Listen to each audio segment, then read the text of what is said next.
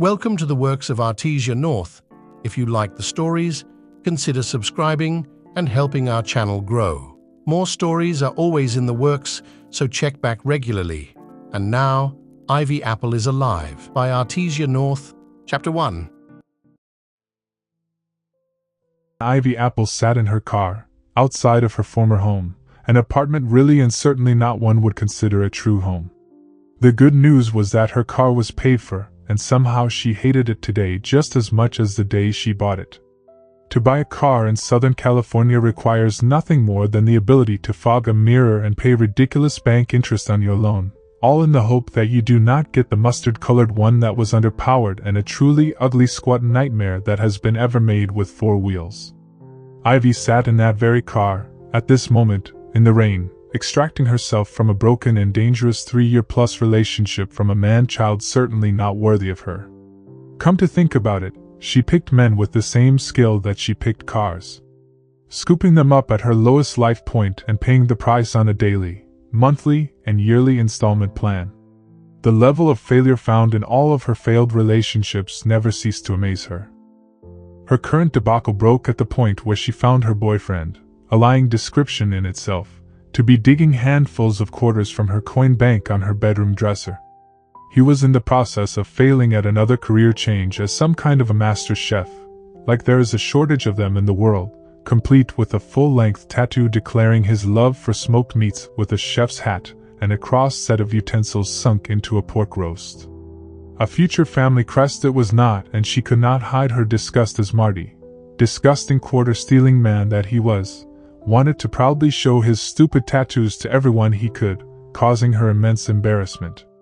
Ivy put up with this cretin stealing her wine and food, and she was certainly numb to paying the rent each month while he searched for his fame and fortune. But the vision of him stuffing quarters in his pockets, as he thought her to be in the bathroom, was the last straw.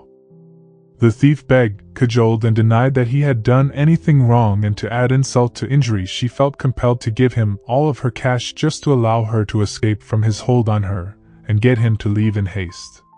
How, she wondered, was she so capable of collecting whimpering and crying men? As she fumbled through her own tears, looking for her car key, she came to the conclusion that the crying man trend was no doubt her generation's gift to the world as she searched her memory regarding tears being part of her parents' generation. Now, in the rain, she did several things.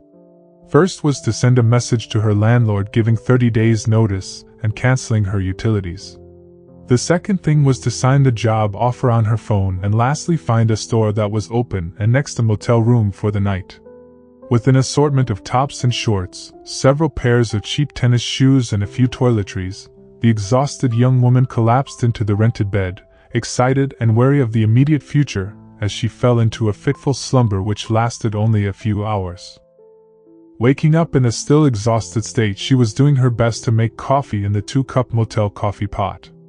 She found herself deep in thought about the quality of the tap water, and the eventual taste of the coffee occupying her every thought.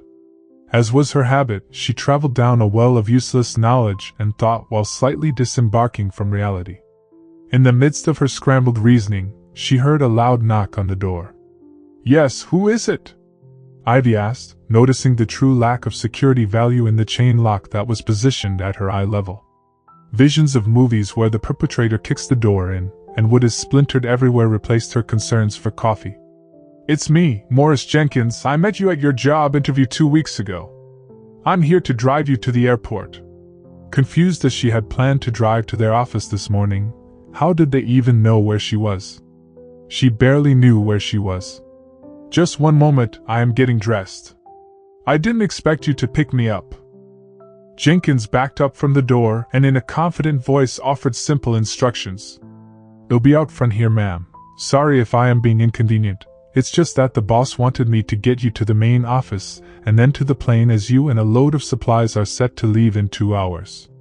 Ivy scrambled her meager possessions, all with store tags still attached, and thought that it was all very strange, but she was ready to get going on to her new life. "What about my car? What do I do with that?" "I have a driver with me and it will be placed in storage for the duration of your contract." 2 years, right? Things were moving fast, and she was almost ready to go out the door, and she was stuck in her tracks thinking about the ramifications of a 2-year commitment. Taking a breath, she muttered to herself, wondering if 2 years would be enough to correct her life up to this point. "They'll be right out," Ivy shouted through the closed door. Her confident voice belied her fear of the unknown, a fear that was secondary to the status quo.